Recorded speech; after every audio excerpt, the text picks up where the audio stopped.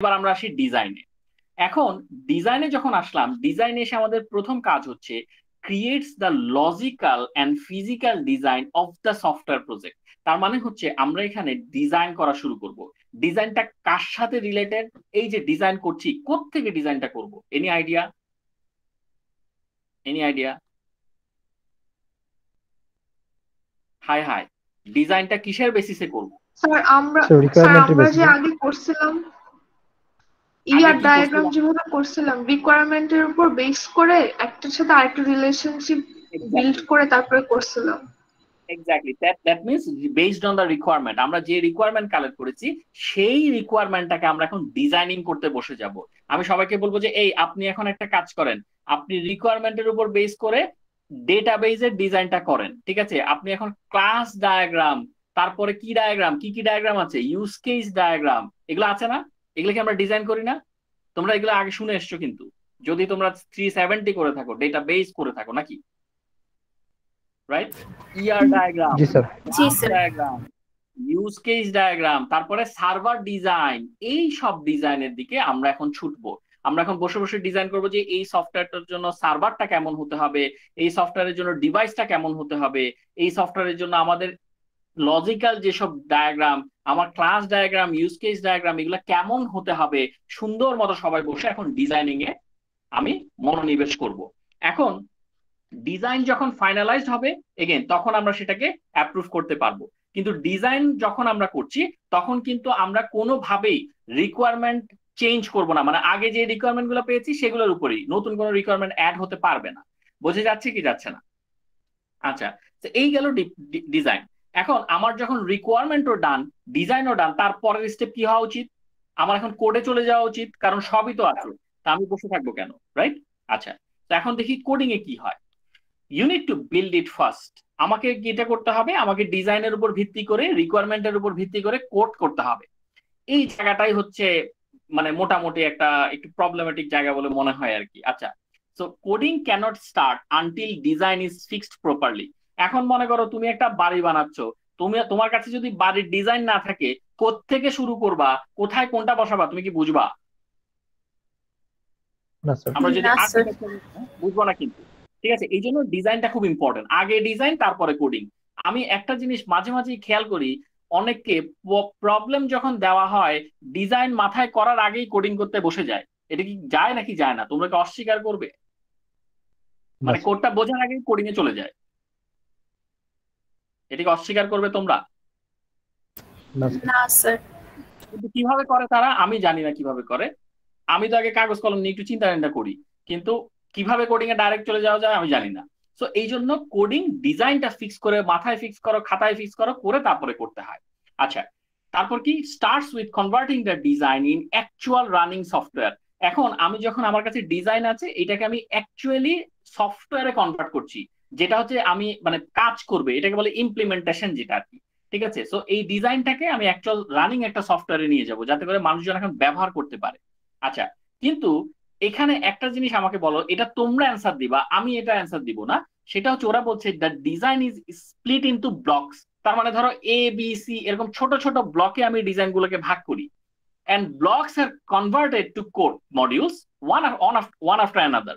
এখন আমার প্রশ্ন হচ্ছে, আমি ডিজাইনটাকে ছোট ব্লকে ভাগ করে সেগুলোকে একটা একটা ব্লককে কোডে কনভার্ট করছি কেন? পুরো ডিজাইনকে একবারে কোডে কনভার্ট করলে অসুবিধাটা কোথায়?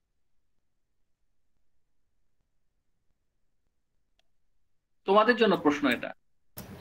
স্যার তখন যদি কোনো একটা সমস্যা হয় তাহলে আমার বের করতে অনেক বেশি ঝামেলা হবে, বাট কোনো ব্লক একটা ওয়াইজ। সমস্যা, কোনো একটা সমস্যা, কি সমস্যা? স্যার আমার কোডিং এ ভুল হতে পারে, বা হয়তো আমি যেভাবে ডিজাইন করেছি এটা ঠিকও না হতে পারে। না না, ধরো ডিজাইন ঠিক আছে, ডিজাইন ঠিক আছে, এখন আমাকে বলো যে ডিজাইন একদম পারফেক্টলি ফাইন। এখন আমাকে বলো যে ওটাকে স্প্লিট করার চিন্তাটা তুমি তোমার কোডে কেন করবে, তোমার মাথায় কি? স্যার ডিজাইন ঠিক আছে, ইজি হওয়ার জন্য পুরাটা একসাথে করাচ্ছে, ভাগ ভাগে করাটা আরো বেশি ইজি হবে। এক্স্যাক্টলি এক্স্যাক্টলি, একটা জিনিস অ্যাজ এ হোল যখন আমরা সেটাকে নিয়ে কাজ করব, তার থেকে আমরা যদি পার্ট পার্ট নিয়ে কাজ করি, জিনিসটা অনেকটাই ইজিয়ার হয় এবং একই সাথে পারফেক্ট হয়। তাই না? এত বড় একটা জিনিস নিয়ে যখন একসাথে অনেক কাজ করাচ্ছে, ছোট ছোট ছোট ছোট করে যখন চাঙ্ক নিয়ে কাজ করি, জিনিসটা কিন্তু পারফেক্ট হওয়ার চান্সেস বেশি থাকে, এবং একই সাথে জিনিসটা মানে সহজ হয়ে যায় অনেকটা। ঠিক আছে, তো এই কারণেই আমরা কোডটাকে এভাবে স্প্লিট করে নিই, ডিজাইনটাকে স্প্লিট করে নিই, ওই ছোট্ট ছোট্ট ব্লকের মাধ্যমে এক একটা ব্লক ধরে ধরে সলভ করি। এটাই হচ্ছে কোডিং। এগেইন, যখন কোডিং করছি তখন যদি আমাকে ইউজার এসে বলে ভাই বয়স হয়েছে, রিকোয়ারমেন্টটা একটা ভুল হয়েছে, আমি কিন্তু সেটাকে চেঞ্জ করব না। কারণ আমি যদি রিকোয়ারমেন্ট চেঞ্জ করতে যাই, আমার ডিজাইনে চেঞ্জ আসবে, ডিজাইন চেঞ্জ করতে গেলে কোডিং এ চেঞ্জ আসবে, প্রচুর ঝামেলা। সো ওয়াটারফল এটা সাপোর্ট করে না, বলে যে যেখানে আছেন সেটাই করেন, আগেরটাতে ফিরে তাকাবেন না। আচ্ছা, ওকে, সো এটাও অ্যাপ্রুভড হলো, ফাইন। এখন আমি চলে যাচ্ছি টেস্টিং এ। সো কোডিং করছি ভালো কথা, এখন টেস্টিং এ কি হয় দেখো। টেস্টিং এ মেইনলি যেটা করা হয়, check the software against the requirements set as requirement analysis phase. তার মানে ওই যে একদম শুরুতে আমাকে কিছু রিকোয়ারমেন্ট দেওয়া হয়েছিল, তাই না, যে আমার সফটওয়্যারে এই এই এই জিনিসগুলো থাকবে। আমি এখন টেস্টিং এ বসলাম, যে ইউজার আমাকে যে লিস্টটা দিয়েছিল, যে লিস্টটা অ্যাপ্রুভ হয়েছিল, সবগুলোকে আমরা এখানে এন্ট্রি করলাম নাকি করলাম না। ঠিক আছে, সবগুলো কি এখানে আছে নাকি নাই, না থাকলে তো ইউজার সফটওয়্যার নেবে না। সে বলবে যে এখানে এখানে আমি এটা চেয়েছি, এটা দেন নাই, ওখানে আমি রেজিস্ট্রেশন চেয়েছি, আপনি রেজিস্ট্রেশনই দেন নাই, আপনি লগ ইন লগ আউট দিয়ে বসে আছেন, রেজিস্ট্রেশনই দেন নাই, তাহলে আমি এই সফটওয়্যার দিয়ে করবোটা কি। ঠিক আছে, তো এই জিনিসগুলো টেস্ট করব। এবং একই সাথে শুধু যে এই জিনিস তাই না, আমার কোডে প্রবলেম থাকতে পারে, আমার মানে আমি যখন এটাকে টেস্ট করছি, আমি যখন সেট আপ করছি, সেট আপে ঝামেলা থাকতে পারে। এই সবগুলো ইস্যু আমাকে প্রত্যেকটা issue test test test test করে করে করে যেতে হবে। যেমন এখানে ধরো একজন একজন ব্যক্তি একটা জিনিস টেস্ট করে দেখলো যে ইট ওয়ার্কস পারফেক্টলি, হয়তো তার জন্য একটা ছোট্ট অংশ পারফেক্টলি কাজ করেছে, কিন্তু আবার এখানে একটা ছোট্ট বালক সে বলছে দ্যাট ডাজ নট ওয়ার্ক, তার মানে তার জন্য একটা অংশ কাজ করে নাই। তো এইভাবে মিলেমিশে আমরা বাগ ফাইন্ডিং করব। কিন্তু এখানে কিছু কাহিনী আছে। কাহিনীটা কি? আচ্ছা, তোমাদের কাছে কি মনে হয় এই যে টেস্টিং, এই টেস্টিং আসলে করে কারা? শুধু যে ডেভেলপ করছে সে করে? মানে আমার প্রোগ্রাম যদি আমি নিজেই চেক করি, তাহলে কি আসলে কোনো লাভ আছে? না স্যার। তাহলে টেস্টিংটা করে স্যার আদার্স যারা ইঞ্জিনিয়ার আছে তারা করে। তারাও করে। আবার আমরা একটা হতে পারে যে এই যে কাস্টমার, স্মল কাস্টমার বেস, তাদের থেকে হয়তো আমরা 10 জনকে ডাকলাম যে একটু আপনারা দেখবেন, আপনারা যেই আপনারা এটা ইউজ করবেন, আপনাদের জন্যই বানিয়েছি, একটু ইউজ করে দেখবেন আপনারা কেমন ফিল করেন। আমি আমার টিম লিডকেই ডাকলাম, টিম লিডও তখন টেস্টার। ঠিক আছে, যখন টিম লিড টেস্ট করবে সে নিজেও তখন টেস্টার। টিম লিডকে ডাকলাম, কাস্টমার থেকে 10 জনকে নিয়ে আসলাম, আমি অ্যাজ এ ডেভেলপার আমি নিজেও টেস্ট করলাম, যত ভাবে যাদেরকে দিয়ে টেস্ট করানো যায়। ক্লিয়ার কি ক্লিয়ার না? নট অনলি যে শুধু এটা ডেভেলপারই টেস্ট করবে তাই না, বাঞ্চ অফ পিপল। ঠিক আছে, একটা হতে পারে যে একটা কাস্টমারের একটা একটা বাঞ্চ অফ সিলেক্টেড পোর্শন, এরকম একটা হতে পারে। ঠিক আছে, ডেভেলপমেন্ট টিম ইটসেলফ তারাও কিন্তু হতে পারে। ঠিক আছে, সো এইভাবে করে আমরা আসলে টেস্টিংটা করি। অথবা এক্সটার্নাল পিপল, বাইরে থেকে এক্সপার্টও নিয়ে আসলাম, এক্সপার্ট একদম, মনে করো যে এই এই সফটওয়্যার এক্সপার্ট, তাকে এনে বললাম যে আপনি আপনার নলেজ দিয়ে দেখেন কোন কোন জায়গায় আপনি বাগ পান, আমাকে বলেন, আমরা ফিক্স করতেছি সেটা। সো বোঝা যাচ্ছে কি যাচ্ছে না? এটা কিন্তু টেস্টিং ফেজ। ওকে, এখন টেস্টিং ফেজ হলো আমরা কি কি ফেজ করে আসলাম, আমাদের আমাদের যতটুকু মনে পড়ে, একদম প্রথমে ছিল রিকোয়ারমেন্ট ফেজ, তারপরে আমরা ডিজাইন করেছি, তারপরে কোডিং করেছি, এখন টেস্টিং করেছি। সবই তো করলাম, আর কিছু বাকি আছে? আসল জিনিসই মনে হয় বাকি আছে নাকি? জি স্যার। হ্যাঁ, আমাদের পেমেন্ট বাকি আছে, তাই না? পেমেন্ট এখনো পাই স্যার নাই তো। পেমেন্টটা পাবো কি ডেপ্লয়মেন্ট। করে? কি বললে?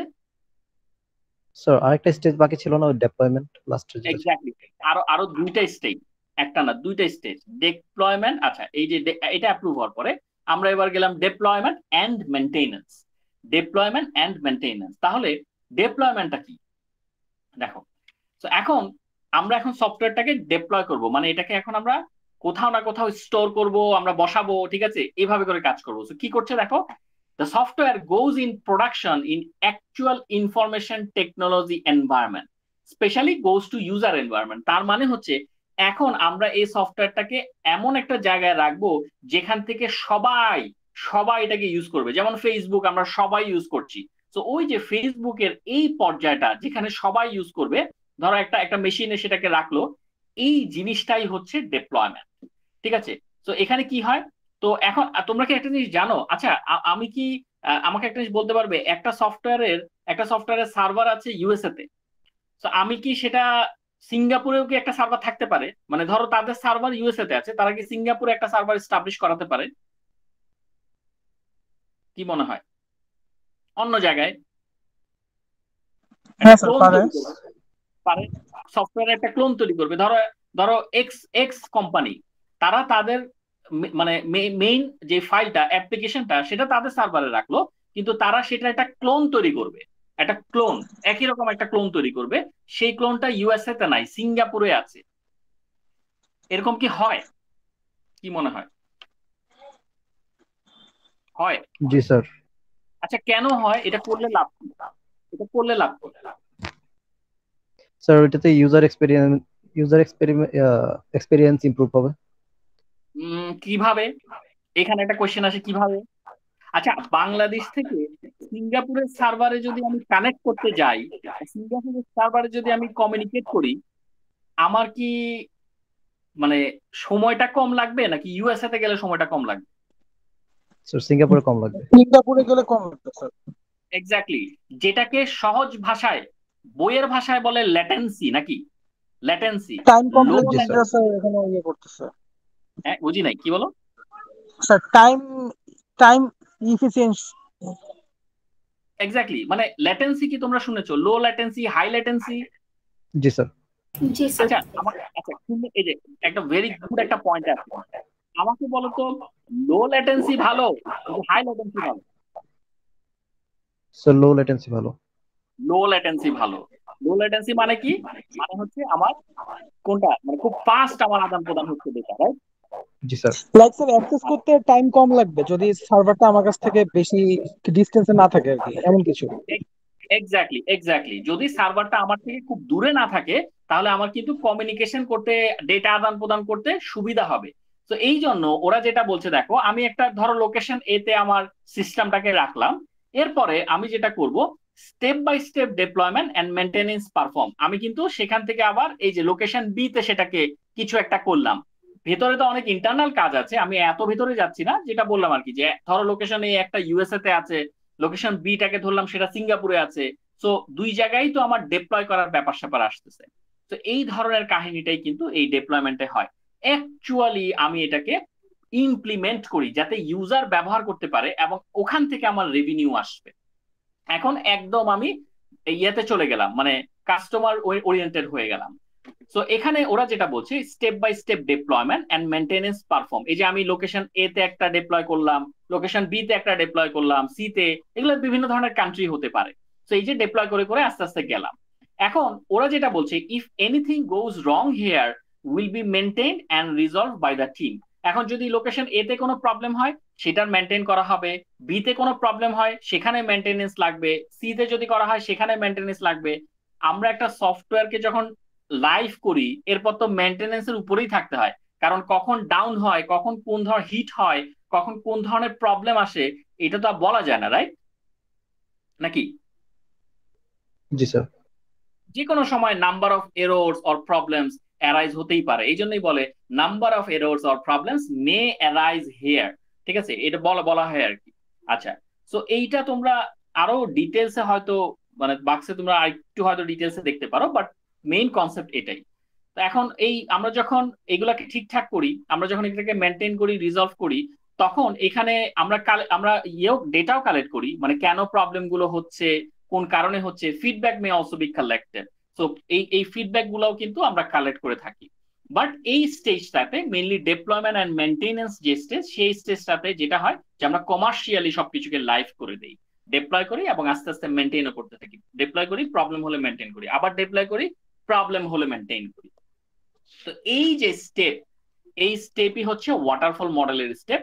কিন্তু ওয়াটারফল মডেলের স্টেপ গুলোর মধ্যে একটা বড় কাজ হচ্ছে, ওয়াটারফলের একদম বার্ডস আই ভিউ থেকে যদি আমরা দেখি, যখন আমরা যেটার কাজ করব সেইটার কাজে আমাকে আগাতে হবে, পেছনে ফেরা যাবে না।